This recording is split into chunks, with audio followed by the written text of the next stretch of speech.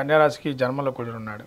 అంటే కొంత జన్మలో కుజుడు రావటం వల్ల అతిగా కోపం రావటము, విమర్శించడము, తర్కించడము, ఆర్గ్యుమెంట్స్ విపరీతంగా చేయటము, తర్వాత అగ్ని ప్రమాదాలు కానీ, యంత్ర పరీక్ష ఏమైనా ప్రమాదాలు జరగటం కానీ, ఇంట్లో తిరుగుతూ కూడా కొంతవరకు కింద పట్టము, తద్వారా చేతులకు కానీ కాళ్ళకు కానీ దెబ్బలు తగలటము, ఏదైనా పాత దెబ్బలు ఏదైనా ఇదివరకు ఏదైనా ఆపరేషన్స్ జరిగినటువంటివి ఏవైతే ఉన్నాయో వాటికి సంబంధించినటువంటి నొప్పులు కానీ తిరిగి మళ్ళీ వచ్చే అవకాశం ఉంటుంది కన్యారాశి వారికి.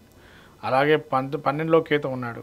ఎంతో మీరు ఈ 12లో కేతు ఏంటంటే దేవుడే చూసుకుంటారనుకుంటారు కానీ మీ స్వప్రయోజనం అంటే మీరు మీకు ఫస్ట్ ఏం చేయాలి ఏంటిది అనే మానవ ప్రయత్నం కూడా కొంత చేస్తూ ఉండాలి. దేవుడు చూసుకుంటాడని వదిలేయద్దు. తర్వాత రాహు శని వక్రగమనంలో ఉన్నారు. ఇది కొద్ది వరకు మంచిదే. మీరు ఎంతగా ఆర్గ్యుమెంట్స్ చేసినా విజయం మీరే సాధించే అవకాశం ఉంటుంది. ఎందుకంటే రాహు కుజుడు అనుగ్రహిస్తున్నారు మీకు శని. ఎందుకంటే రాహు 6లో ఉంటే కనుక శత్రు పరాజయాన్ని చూస్తారు.